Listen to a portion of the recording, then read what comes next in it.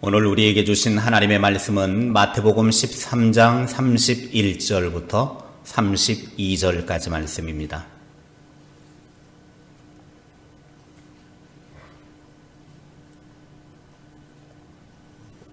마태복음 13장 31절부터 32절까지의 말씀을 함께 읽겠습니다. 또 비유를 들어 이르시되 천국은 마치 사람이 자기 밭에 갖다 심은 겨자씨 한 알 같으니 이는 모든 씨보다 작은 것이로되 자란 후에는 풀보다 커서 나무가 되매 공중의 새들이 와서 그 가지에 깃들이니라. 아멘. 마태복음 13장은 우리가 지난번에도 말씀을 드렸지만 비유장이다, 그렇게 말씀을 드렸습니다. 먼저는 씨 뿌리는 비유, 그리고 지난주에 가라지의 비유, 그리고 오늘은 겨자씨의 비유를 말씀하고 있습니다. 이 겨자씨의 비유가 무엇을 말하는지 예수님은 그 목적을 분명하게 밝히고 계십니다. 31절의 말씀을 보십시오. 함께 읽겠습니다. 또 비유를 들어 이르시되 천국은 마치 사람이 자기 밭에 갖다 심은 겨자씨 한 알 같으니. 아멘. 천국은 어떤 사람이 자기 밭에 갖다 심은 겨자씨 한 알과 같다라고 그렇게 말씀을 하시면서 천국이 이렇다라는 것을 말씀하고 계십니다. 한 알의 겨자씨가 어떻게 되었는지 32절 말씀입니다. 시작. 이는 모든 씨보다 작은 것이로되 자란 후에는 풀보다 커서 나무가 되매 공중의 새들이 와서 그 가지에 깃들이니라. 아멘. 가장 작은 겨자씨 한 톨이 자라서 나무가 되는데 그 나무에 새들이 깃들일 정도가 되었다라고 말씀을 하고 있습니다. 이 겨자씨 비유는 예수님의 천국에 대한 소망을 말씀하고 있는 것입니다. 겨자씨는 엄청 작습니다. 씨 중에서도 깨알보다 작은 씨앗이 겨자씨입니다. 눈에 잘 띄지도 않을 정도입니다. 그런데 농부가 자기 밭에 그 작은 겨자씨를 한 움큼 집어다가 뿌린 것이 아니라 오늘 말씀에 보면 하나를 심었다라고 그렇게 말씀하고 있습니다. 우리는 여기에서 의문과 함께 질문이 생깁니다. 그 넓은 밭에 왜 보이지 않는 겨자씨 한 알만 심느냐? 밭을 낭비하는 것 아니냐라는 질문을 던질 수 있습니다. 그 이유는 겨자씨는 생명력이 있기 때문입니다. 그것도 엄청난 생명력을 가지고 있습니다. 척박한 땅에서도 이 겨자씨는 잘 자라서 5m 이상으로 자란다고 합니다. 자란 겨자 그 씨앗은 나무가 되어지는데 그 나무가 버드나무처럼 가지가 양사방으로 쫙 뻗친다고 합니다. 그러니 한 알만 심어도 밭의 상당 부분을 차지하게 되는 것입니다. 이렇게 거대한 나무가 된 겨자씨 한 알은 새들이 그곳에 둥지를 트는 곳이 됩니다. 바로 천국이 이렇다라는 것입니다. 그렇다면 오늘 겨자씨 비유를 통해서 천국이 어떠한 특성을 가지고 있는가 하는 것입니다. 첫째, 작지만 크게 확장된다라는 사실입니다. 천국의 시작, 그 시작은 아주 겨자씨처럼 작게 출발을 하지만 나중에는 거대한 나무와 같이 크게 된다라는 것입니다. 천국은 이렇게 아주 작은 것에서부터 출발합니다. 예수님보다 6개월 먼저 와서 예수님의 길을 예비했던 세례 요한이 사람들에게 외쳤습니다. 마태복음 3장 2절에 보면 세례 요한이 사람들에게 이렇게 외칩니다. 시작. 회개하라, 천국이 가까이 왔느니라. 아멘. 세례 요한은 주님의 길을 예비하는 자인데 그 주님의 길을 예비하는 사람이 하는 말이 회개해라, 천국이 가까이 왔다. 그 천국이 누구로부터 시작이 되냐면 예수님으로부터 시작이 되었습니다. 그러나 예수님으로부터 시작된 천국은 너무 초라했습니다. 빌립이 나다나엘에게 예수님을 전하며 전도를 했을 때 나다나엘이 뭐라고 예수님에 대해서 이야기를 하냐면 요한복음 1장 46절입니다. 시작. 나다나엘이 이르되 나사렛에서 무슨 선한 것이 날 수 있느냐. 나사렛에서는 선한 것이 날 수 없다라는 거예요. 위대한 사람이 날 수가 없다. 나사렛에서는 구원자가 날 수 없다라는 것입니다. 당시 사람들의 눈으로 보기에 예수님은 시골 나사렛에서 목수 일을 하던 무명의 사람이었습니다. 지극히 평범한 겨자씨 한 알과 같은 사람이었습니다. 후에 예수님이 제자들을 세우는데도 제자들 고작 12명 뿐이었습니다. 그 중에 한 명은 실패작이었습니다. 스승이신 예수님을 팔아먹기까지 했습니다. 그리고 제자들 한 사람 한 사람 살펴보면 배운 것도 없고 가진 것도 없었습니다.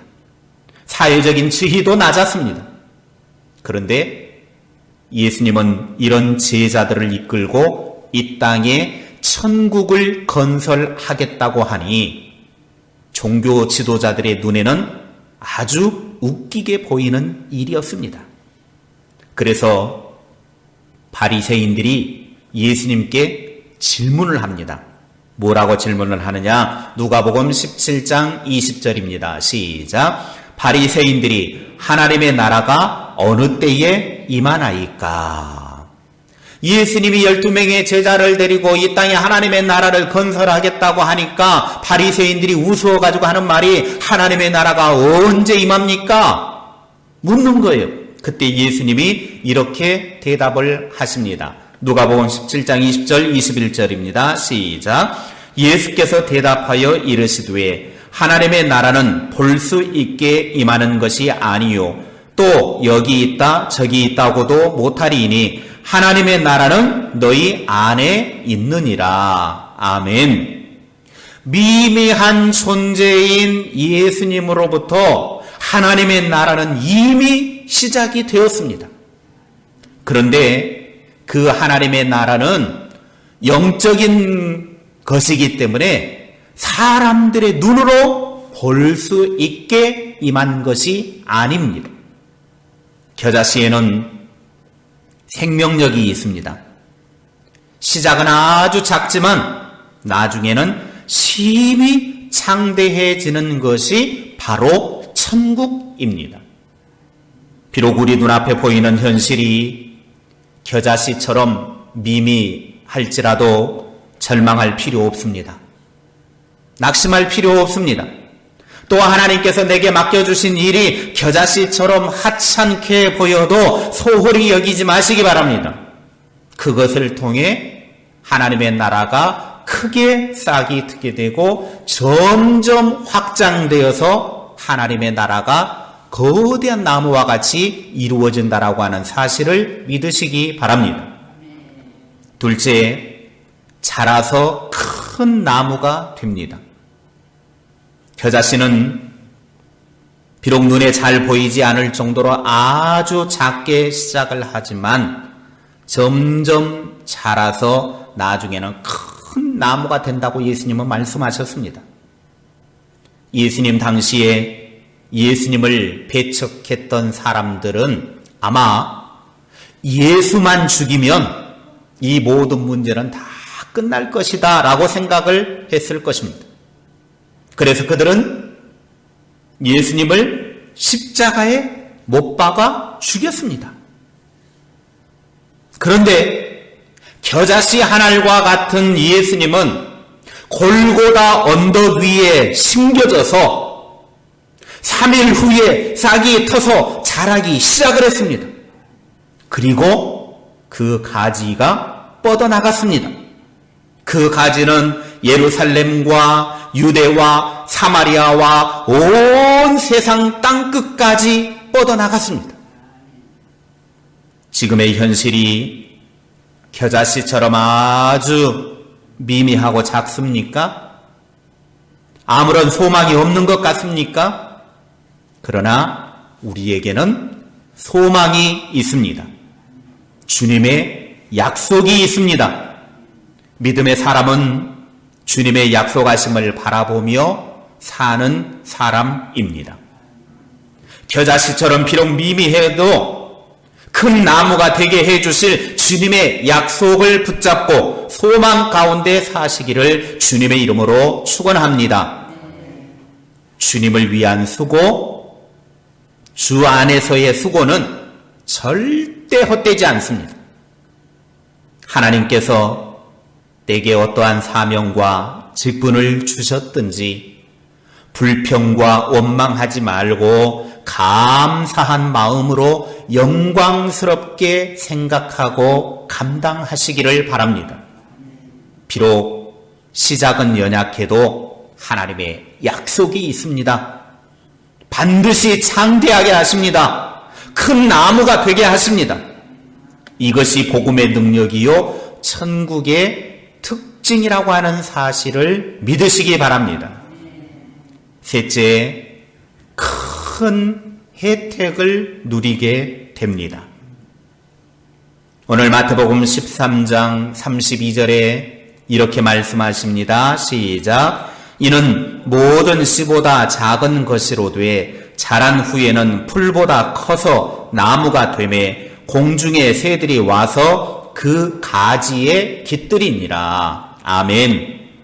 눈꽃보다 작은 그 겨자씨가 자라서 큰 나무가 되어 그곳에 새들이 와서 깃들인다 그랬습니다. 여기에 깃들이다 라고 하는 단어의 뜻은 장막을 치다, 거주하다, 소망을 두고 살아가다 라는 뜻입니다. 새들이 잠시 와서 쉬었다 가는 곳이 아니라 그 나무에 소망을 두고 집을 마련하여 살아가는 곳이 된다는 의미입니다.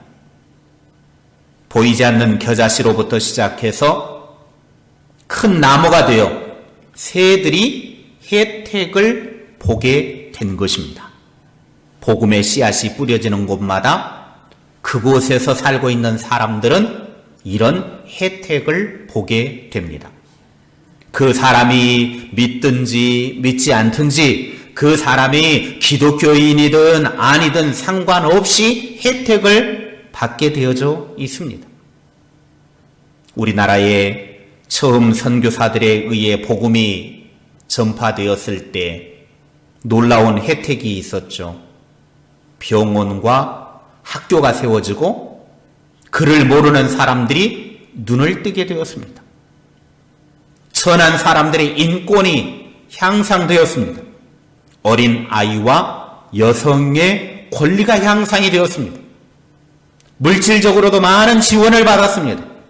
한마디로 복음 때문에 많은 혜택을 누리게 되었습니다. 우리가 예수 그리스도를 믿고 천국의 삶을 이루는 삶을 살면서 이제 나 때문에 다른 사람들에게 복이 되고 내가 다른 사람들에게 혜택을 줄 수 있는 자가 되어야 합니다. 하나님께서 아브라함에게 이렇게 축복을 하셨죠. 창세기 12장 2절에 보면 이렇게 축복을 하십니다. 시작. 내가 너로 큰 민족을 이루고 네게 복을 주어 네 이름을 창대하게 하리니 너는 복이 될지라. 아멘. 아브라함을 향하여서 하나님이 너는 뭐가 된다? 복이 될지라. 복이 된다라는 거예요. 그래서 아브라함은 복의 근원이 되어서 아브라함 때문에 다른 많은 사람들이 혜택을 누리게 되는 것입니다. 이제 우리도 예수 그리스도를 믿어 천국 백성이 되었으니 이제 우리가 복의 근원이 되는 것입니다. 우리가 이제 복의 근원이 되어서 다른 사람들에게 복을 끼치는 자가 되어야 합니다. 내가 주변 사람들에게 천국의 혜택을 누리게 해 주어야 한다는 것입니다. 나만 잘 먹고 잘 살면 되는 것이 아니에요. 내가 하나님의 은혜를 누리고 천국 백성이 되었으면 이제 나 때문에 주변의 사람들이 천국의 혜택을 누리게 해주는 것이 이 땅에서 우리가 살아가야 할 이유입니다. 사도행전 27장에 보면 바울이 죄수의 몸으로 배를 타고 로마로 호송이 됩니다. 그 배 안에는 276명이 타고 있었습니다. 그런데 한동안 평안하던 바다가 갑자기 광풍이 몰아닥치기 시작하는데 그 광풍에 모두가 죽을 상황에 놓였습니다. 그 배에 타고 있는 선장, 선주, 백부장은 아무런 소용이 없었습니다. 베테랑 선장도 이 배를 광풍 앞에서 어찌할 수 없었습니다. 광풍 앞에서 인간은 아무런 힘이 없는 연약한 존재일 뿐입니다. 다 죽음을 기다리고 있었습니다.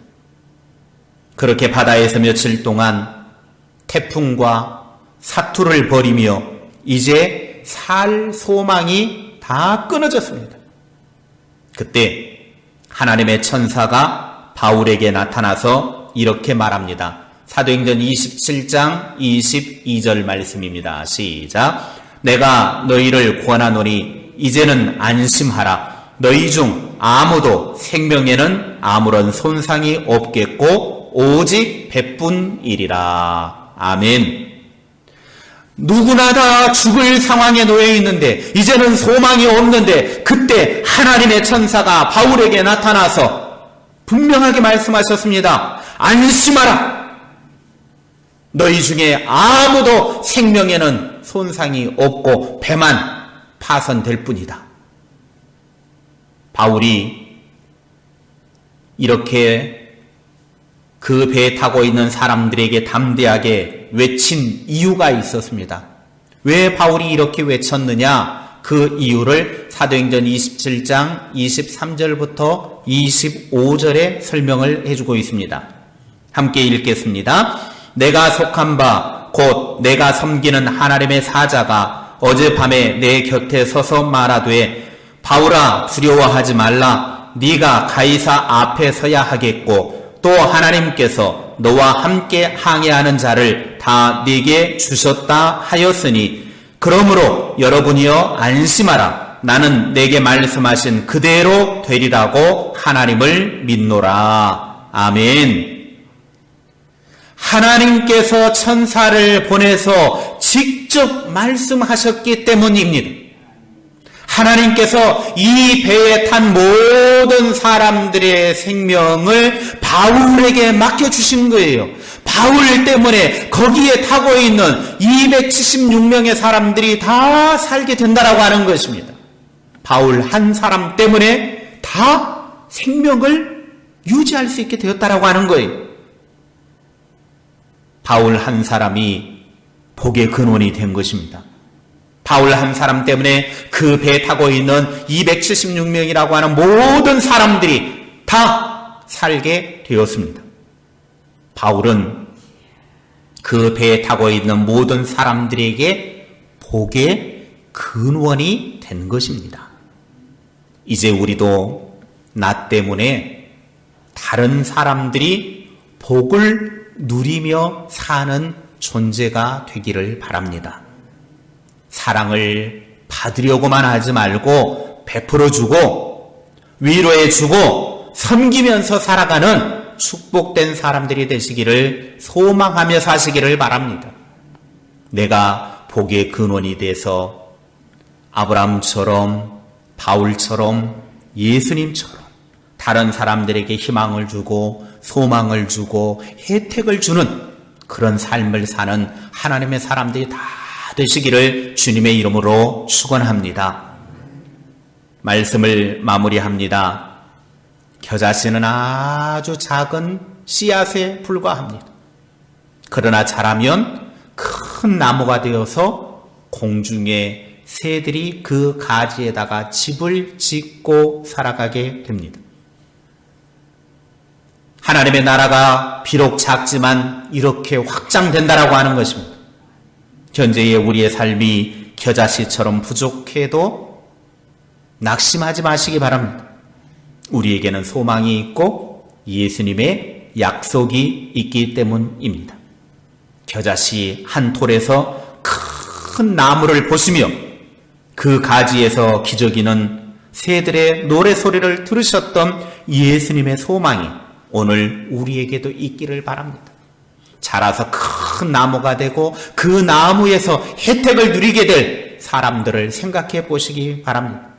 나로 인해서 내 가정, 내 이웃, 주변에 있는 모든 사람들이 복을 누리며 사는 삶이 되시기를 주님의 이름으로 축원합니다. 기도하겠습니다. 하나님 아버지, 우리를 하나님의 사람 되게 하시고 하나님의 백성 되게 하셔서 이 땅에서 부족하고 연약하지만 그런 미미한 존재를 통해서 큰 나무를 기대하고 계시는 우리 주님을 믿고 의지하며 살아가게 하여 주시옵소서. 우리는 비록 겨자씨와 같이 작은 존재이지만 우리를 통해서 하나님은 큰 나무가 되기를 원하시고 큰 나무를 통해서 주변의 모든 사람들이 복을 누리기를 원하고 계십니다. 하나님, 우리에게 이 아름다운 소망을 주셨사오니 이 약속의 말씀을 붙잡고 우리도 겨자씨와 같이 큰 나무를 꿈꾸며 살아가게 하여 주시옵소서. 그래서 우리의 삶을 통해서 내 가정과 이웃과 주변과 모든 사람들이 복을 누리며 하나님의 은혜 가운데 거할 수 있도록 은총 베풀어 주시옵소서. 날마다 하늘의 소망을 품고 살아가는 우리들이 이 땅에서 천국의 소망을 이루어가는 아름다운 삶이 될 수 있도록 복되게 하옵소서. 예수님의 이름으로 기도하옵나이다. 아멘.